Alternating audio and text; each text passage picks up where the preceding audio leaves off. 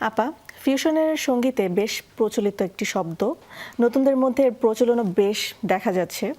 আসলে ফিউশন কি এবং এটি কেন হচ্ছে? মানে গানের জন্য কি ফিউশনটা জরুরি?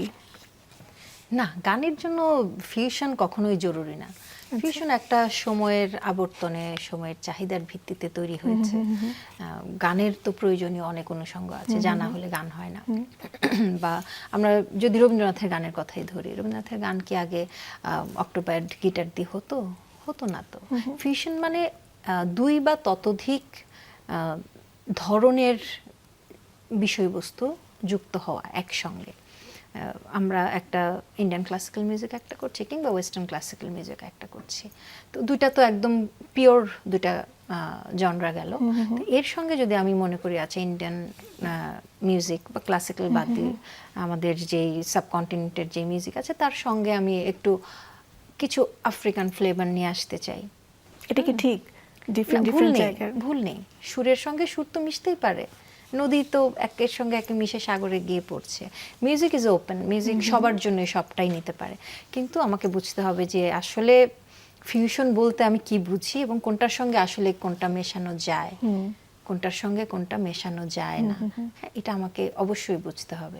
সেই স্বাধীনতাটুকু সবারই আছে, কিন্তু স্বাধীনতার ঠিকঠাক ব্যবহার আমাকে জানতে হবে যে what is Indian classical, what is western classical, what is African music কিংবা আদার্স আমি যেই বিষয়গুলো নিয়ে আসতে চাই। আমি যদি প্রপার জানি, ফলে আমি বুঝবো যে কোনটা কতটুকু দিলে বা আমি এক্সপেরিমেন্ট করে দেখব, তারপর আমি নিয়ে আসতে পারবো। সেটাই হচ্ছে ফিউশন। ম্যাশআপও এখন সঙ্গীতের একটি ধারায় পরিণত হয়েছে। এটি কি সত্যি পূর্ণাঙ্গ সঙ্গীত ধারা নাকি সময়ের প্রয়োজনে সৃষ্টি কোনো একটি আমি সঙ্গীতের কোনো ধারা আমি আসলে আমার নিজের বলতে আমি সেটা মানে মানতে চাই না। এই জন্যই ম্যাশআপ মানে কি প্রত্যেকটা একই ছন্দের কিছু প্রত্যেকটা গান এক নিয়ে এসে 10-12টা গান একসঙ্গে নিয়ে এসে আমি সেটা পরিবেশন করছি।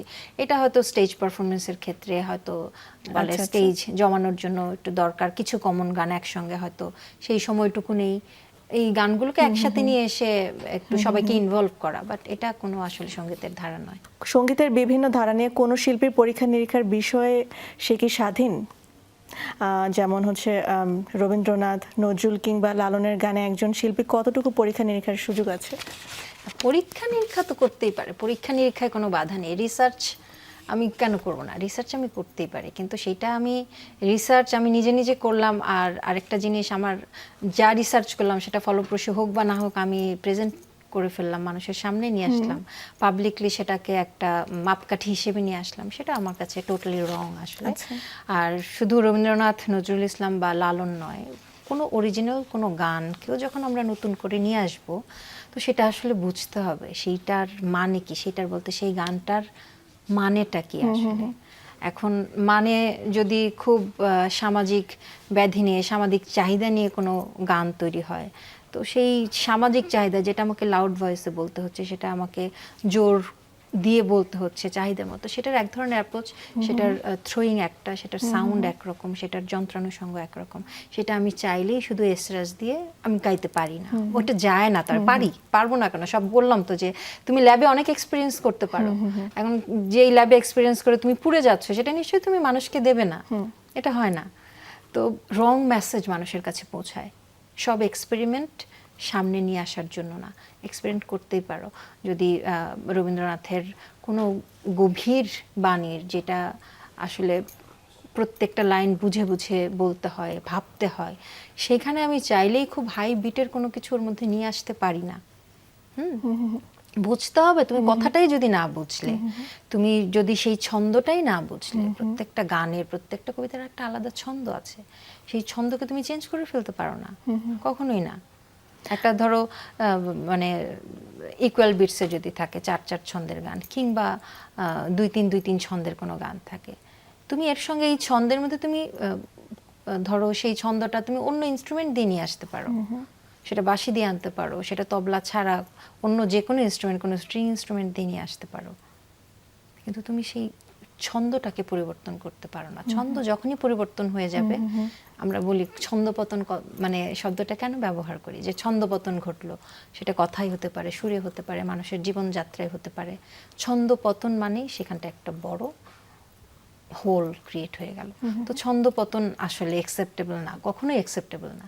আপনি করুন, এর গায়ে লাগার কিছু না। অনেকে বলে আর যারা মূলধারার গান করেন তাদের খুব গায়ে লাগার ব্যাপার না। অবশ্যই আমরা অ্যাকসেপ্ট করি, সময়ের সাথে সাথে সব কিছুকেই অ্যাকসেপ্টেন্সের মধ্যে নিয়ে আসতে হবে, কিন্তু সেটা অবশ্যই ওই যে কি বলবো, মানে আমাদের জেনে বুঝে আমাদের শেকড় বা সেই গানের মূল ভাবটাকে যেন পরিবর্তন করে না ফেলে। কারণ দেখো একজন এখন নতুন প্রজন্মের ছেলেমেয়েরা, তারা তো আসরে বসে গান শোনে না, তাদের কানে হেডফোন আছে, মোবাইল আছে, তারা গান শুনতে সারাদিন ওর মধ্যে চাইলে পারে শুনতে। তো তাদের কাছে তারা তো খুঁজে খুঁজে, বলে না যে আছে খুঁজে নিলেই হয়, না খুঁজে নিলেও হয়। তারপরেও এই জেনারেশন তো আসলে এখনকার মিউজিক তারা শুনবে বা শুনতে অভ্যস্ত, এতে কোনো অন্যায় নেই। তো তার কাছে কেন আমি ভুল সুরটা বা ভুল মেসেজটা দেবো? এর জন্য তো মানে সারা জীবন ওই দায়টা আমাকে নিতে হবে। আমি যদি বলি একটা গান ভালো আর একটা গান খারাপ, ভালো খারাপের বিষয় নয়, দায়টুকু, আমি কতটুকু দায়িত্ব নিয়ে সঙ্গীত করছি, এটা অনেক বড় আমার কাছে। একজন শিল্পীর মৌলিক ভাবনা ও সৃষ্টি আমাদের সঙ্গীতকে কতটুকু সমৃদ্ধ করবে বলে আপনি মনে করেন? মৌলিক ভাবনা সবসময়, রিসার্চ মানেই যে কোনো মৌলিক কিছু, গবেষণা মৌলিক হতে হবে। আচ্ছা আচ্ছা। যা তোমার এক্সিস্ট করছে, যা অলরেডি মানুষের কাছে অ্যাকসেপ্টেড, সেই জিনিসের থেকে তুমি ওখান থেকে সেই অ্যাকসেপ্টেন্সের মধ্য থেকে তুমি নতুন কি বের করে আনতে পারছো, তো এটা অনেক গুরুত্ব। মৌলিকত্ব তোমাকে থাকতেই হবে। মানে আগের এগুলো সব কানেক্টেড। তো তোমার একটা প্রশ্নের সঙ্গে আরেকটা প্রশ্ন, যে এই যে দীর্ঘস্থায়ী কেন হচ্ছে না সুর বা গানগুলো, তো মৌলিকত্ব থাকতে হবে, তুমি নতুন কিছু আনতে হবে। একই জিনিস যদি বারবার বারবার করে হতে থাকে, অবশ্যই মৌলিকত্ব হারবে। আর মৌলিকত্ব না থাকলেই সেটা মানুষের মনে দীর্ঘদিন বাঁচে না কিংবা থাকে না। তো মৌলিকত্বের কোনো আসলে কোনো অপশন নাই, থাকতেই হবে।